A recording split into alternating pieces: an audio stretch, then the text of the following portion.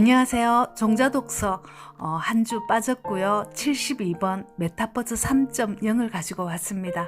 이 책은 홍성용이라는 매일경제 기자가 쓴 책인데요.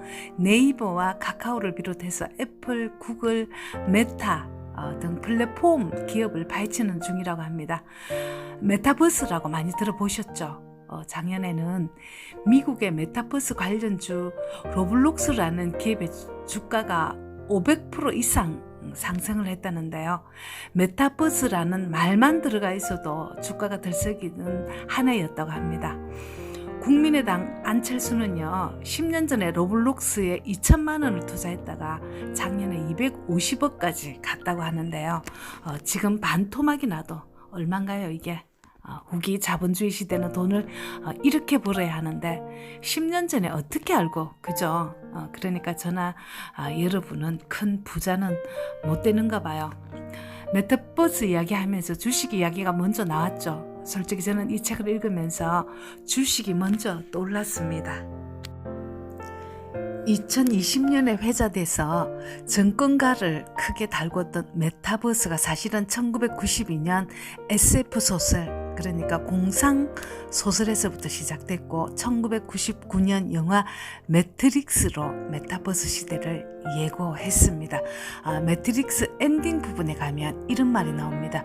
규칙이나 통제, 국경이 없는 세계, 모든 것이 변하는 세계, 어떻게 끝날지는 모르지만 어떻게 시작되는 건지는 알 수 있는 세계가 다가오고 있다.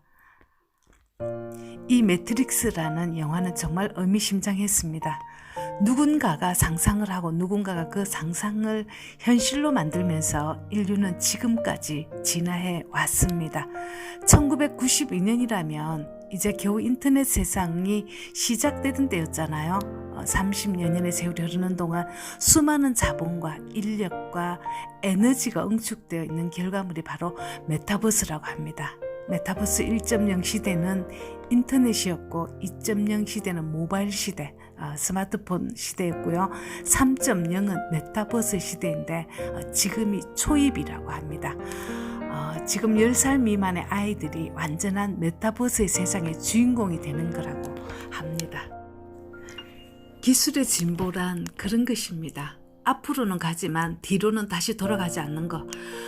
그 옛날에 짐승 잡아먹고 열매 따먹으면서 돌아다니던 인류가 정착을 하면서 열매를 밭에다 심고 동물을 가축으로 기르면서 먹고 사는 게 더 힘들어졌지만 다시는 수렵체제 시대로 돌아가지 않은 것처럼요. 4차 산업혁명은 1970년대 미국에서부터 시작되었다고 합니다. 그래서 빅테크 기업, 그러니까 자산 가치가 조 단위를 훨씬 넘어가는 구글, 아마존, 페이스북, 마이크로소프트 등은 미국에 다 있습니다. 만약에 세상의 돈을 다 끌어모으면 얼마나 엄청날까요?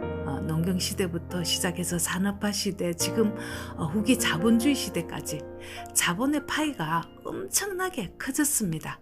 사실 조 단위는 몇 년 전까지만 해도 그냥 사전에만 있었잖아요. 지금 경 단위가 사전에만 존재하는 것처럼요. 4차 산업혁명이 시작되면서 조 단위의 유니콘 기업이 생겨나고 메타버스 시대가 오면 파이가 엄청 더 커지겠죠.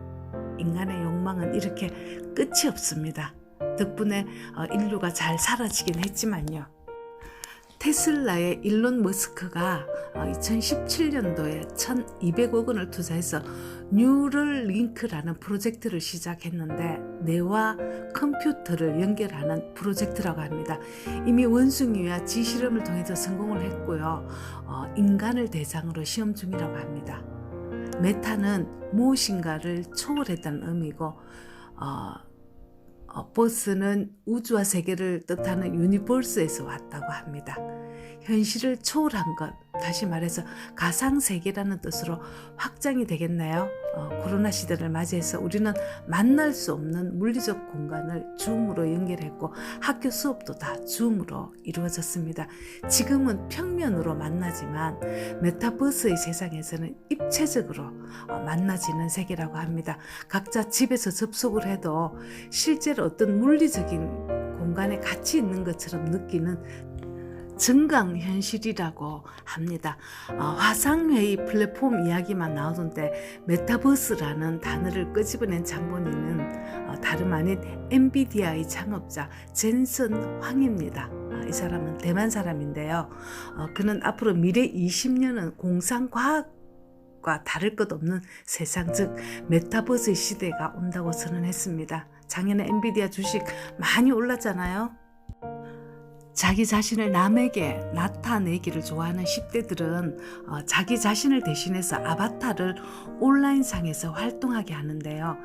2000년대 초반인가 싸이월드 기억나시죠?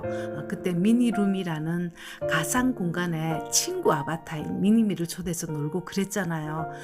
게다가 실물 화폐로 결제한 도토리라는 가상 화폐를 이용해서 싸이월드 공간을 꾸밀 수 있었던 게 그게 메타버스 원조 플랫폼이라고 합니다. SM 엔터테인먼트 소속 아이돌 가수인 에스파는 멤버가 4명인데 자신의 모습과 똑같은 아바타 4명과 함께 데뷔해서 대중에게 인기를 얻고 있다고 합니다. 미국 초등학생의 70%가 즐기는 로블록스라는 회사는 게임 회사입니다. 10대들은 매일 하루에 156분을 로블록스에서 논다고 하는데요. 플랫폼의 첫 번째 목표는 고객의 시간을 뺏는 건데 미래 세대인 청소년의 시간을 로블록스가 빼앗았다는 것에 주목해야 합니다. 이곳은 단순히 게임을 하는 사람만 오는 게 아니라 누구든 게임을 만들어서 이 게임이 이용될 때마다 게임 개발자에게 일정 비율이 배분되는 가상경제 시스템이 작동되는 곳입니다. 가상경제 시스템이 작동된다는 것은 곧 게임을 이용하는 사람 모두 돈을 벌 수 있는 구조가 마련되어 있다는 것이 신의 한 수라는 겁니다. 미국에 로블록스가 있다면 아시아에는 네이버의 제페토가 있습니다. 제페토는 서비스를 시작한 지 채 3년이 지나지 않았지만 전 세계 2억 명이 가입을 했고요. 90%가 해외 이용자라고 합니다. 제페토는 네이버의 증강현실 기술을 이용해서 본인의 얼굴과 닮은 아바타를 만들어서 자신을 드러내고 싶어하는 10대의 욕망을 건드리면서 대박을 쳤다고 합니다. 제페토 플랫폼에서는 아바타가 착용 가능한 의상 등 아이템을 제작 판매할 수가 있다는데요. 제페토 스튜디오 출시 한 달 만에 매출이 8억이 넘었다고 합니다. 이로써 로블록스와 제페토는 전 세계 기업들의 마케팅 창구가 되었는데 현실과 유사한 경험을 미래 세대에게 직접 제공하면서 브랜드에 대한 친밀감을 높여간다고 합니다. NFT라고 들어보셨나요? 디지털에서 대체 불가능한 가상 자산을 말하는데요. 우리나라 훈민정음 해례본 원본은 하나잖아요. 이걸 디지털 파일인 NFT로 100번까지 만들어서 팔았다고 합니다. 개당 가격은 1억이었고요. 실제 80개까지 팔려서 80억으로 간송미술관의 재정을 해결했다고 합니다. 그렇다면 이 산 사람들은 실물이 아니라 디지털 파일인데 왜 샀을까요? 훈민정음 실물은 세상에서 오직 하나지만 디지털 파일은 오직 100개입니다. 그러면 세월이 가면 당연히 가격이 오르겠죠. 돈이 되기 때문에 사람들은 이런 거를 1억이나 주고 삽니다.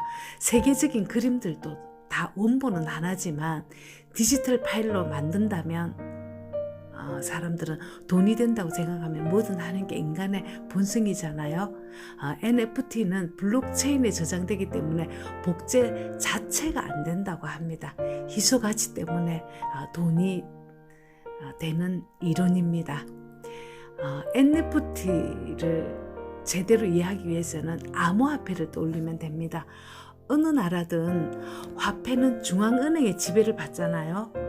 사토시 나카모토는 일본 사람인데 중앙은행의 지배를 받지 않는 암호화폐를 만들어서 새로운 경제 질서를 세우려고 했는데요.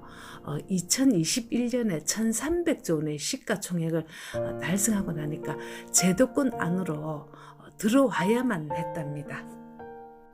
왜냐하면 덩치가 너무 불어나니까 이 암호화폐 특성상 탈중앙화가 되다 보니까 테러 집단이나 마약 조직으로 흘러 들어가기 때문이라고 합니다. 마지막으로 메타버스 시대에는 플랫폼이 되거나 콘텐츠가 되거나 그래야지만 돈을 벌 수 있다고 합니다. 제페토에서 활동하는 렌지라는 아이디를 가진 아가씨가 현재 아바타 의상이나 신발 등을 만들어서 월 1,500만 원의 수익을 얻는다고 하네요. 웹 드라마를 좋아하는 10대들은 단순히 드라마를 보는 데서 벗어나 드라마를 제작한다고 합니다. 온라인 공간의 땅을 가상화폐로 구매하는 등 상상을 해보지만 좀처럼 실감이 나지 않는 이런 일들이 메타버스 안에서 지금도 일어난다고 합니다. 하지만 마지막 장에 가면 메타버스에 관한 비판이 나옵니다. 영화 속 메타버스 세상은 여전히 묘연한데 마치 그런 세상이 도래했는데도 탑승하지 못하면 도태될 것처럼 자극하는 이들에 대한 강한 비판이 적혀 있었습니다. 아직은 메타버스 시대의 극초기이고 인류의 모든 법이나 제도는 아날로그 시대에 맞춰서 만들어져 있기 때문에 메타버스 시대가 당장 도래하는 것도 불편하다고 합니다. 마치 자율주행 자동차가 다 개발되어 있다고 해도 도로에서 자유롭게 다니지 못하는 것처럼요. 짧은 시간 안에 저도 메타버스에 관한 맛만 보았습니다. 주식에 대해서 관심 있는 분들은 이 책 적극 추천합니다. 종자독서 73은 인간관계에도 설명서가 필요합니다. 종자독서 74는 미움받을 용기로 다시 오겠습니다. 감사합니다.